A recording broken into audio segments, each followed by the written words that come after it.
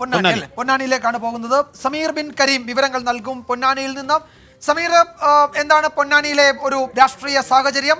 നമ്മൾ എന്താണ് വോട്ടെണ്ണലിന് ഏതാനും മണിക്കൂറുകൾക്ക് മുമ്പുള്ള ഒരു പതിവ് ചോദ്യം എന്നതിനപ്പുറത്തേക്ക് പൊന്നാനിക്ക് എന്തെങ്കിലും പുതിയ വിവരങ്ങൾ പങ്കുവയ്ക്കാനുണ്ടോ, വിശേഷങ്ങൾ പറയാനുണ്ടോ? എന്തെങ്കിലും കോട്ടകളൊക്കെ ഉണ്ടോ? അതെ അതെ അതെ. വിജയകുമാർ, ആഷ്മി, നിലവിൽ പൊന്നാനിയിൽ UDF വലിയ ആത്മവിശ്വാസത്തിലാണ്. ഭൂരിപക്ഷത്തിന്റെ കാര്യത്തിൽ മാത്രമാണ് ഒരു UDFന് സംശയമുള്ളത് എന്നുള്ളത് മാത്രമാണ് നമുക്ക് ഇപ്പോൾ നൽകാൻ കഴിയുന്ന പുതിയ വിവരം എന്നുള്ളതാണ്. അതോടൊപ്പം തന്നെ എക്സിറ്റ് പോളുകളൊക്കെ തന്നെ UDFന് അനുകൂലമായ ഒരു ഘട്ടവുമാണ് പൊന്നാനിയിൽ ഉണ്ടായത് എന്നുള്ളത് വളരെ പ്രധാനപ്പെട്ട കാര്യം തന്നെയാണ്. പൊന്നാനിയിലെ തെരഞ്ഞെടുപ്പ് പ്രചാരണ സമയങ്ങളിലൊക്കെ തന്നെ പ്രധാനപ്പെട്ട ചർച്ചാ വിഷയമായത് സമസ്ത ലീഗ് തർക്കമായിരുന്നു. പ്രത്യേകിച്ച് 65% മുസ്ലിം ന്യൂനപക്ഷ വോട്ടുകളാണ് പൊന്നാനിയുള്ളത്. അതുകൊണ്ട് തന്നെ പ്രധാന ചർച്ചാ വിഷയം സമസ്ത ലീഗ് തർക്കമായിരുന്നു. അത് പ്രധാനമായും അതിലാണ് ഈ ഇടതുപക്ഷത്തിന്റെ പ്രതീക്ഷ എന്നുള്ളത്.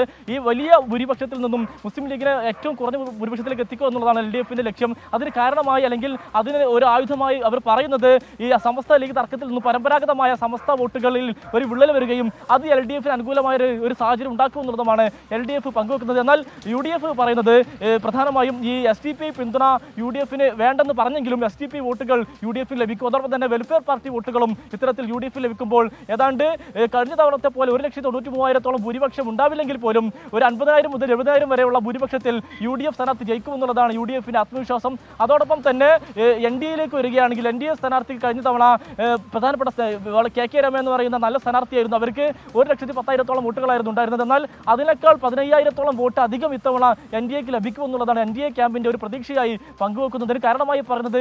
NDAയുടെ സ്ഥാനാർത്ഥി മഹിളാ മോർച്ചയുടെ സംസ്ഥാന അധ്യക്ഷ കൂടിയായി. അതുകൊണ്ട് തന്നെ കേഡർ വോട്ടുകളൊക്കെ തന്നെ വളരെ കൃത്യമായി BJPയിലേക്ക് എത്തും. അങ്ങനെ കഴിഞ്ഞ തവണത്തേക്കാൾ കൂടുതൽ 15,000 വോട്ടിന് ഒരു വർധന ഇത്തവണ NDAക്ക് ഉണ്ടാകുമെന്നുള്ളതുമാണ് ഈ NDAയുടെ പ്രതീക്ഷയായി പങ്കുവെക്കുന്നത്. ഏതായാലും വളരെ പ്രധാനപ്പെട്ടതായിട്ടുള്ള ഒരു അവസാനഘട്ട പ്രചാരണമാണ് ഈ പൊന്നാനിയിൽ ഉണ്ടായിരുന്നത്. പ്രത്യേകിച്ച് മുസ്ലിം ലീഗിൽ നിന്നും വന്ന പുറത്താക്കപ്പെട്ട KS ഹംസ സ്ഥാനാർത്ഥിയായി വരുന്നു. മുസ്ലിം ലീഗ് പാളയത്തിൽ നിന്നും വലിയൊരു ശതമാനം വോട്ട് തനിക്ക് ലഭിക്കുമെന്ന് പറയുന്നു. അതോടൊപ്പം തന്നെ സമസ്തയുമായി ബന്ധപ്പെട്ട തർക്കങ്ങളും എല്ലാം തന്നെ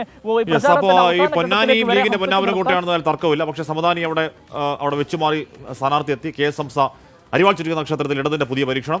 അപ്പോൾ അങ്ങനെ അവിടെയും ചില സർപ്രൈസിങ്. ഇപ്പോൾ അത് അവിടെ UDFന്റെ ഭൂരിപക്ഷത്തിന്റെ കാര്യത്തിൽ മാത്രമാണ് ആകാംക്ഷ എന്ന് പറയുമ്പോൾ പോലും അവിടെയും ചില സർപ്രൈസിങ് എലമെന്റ്സ് ഉണ്ട്.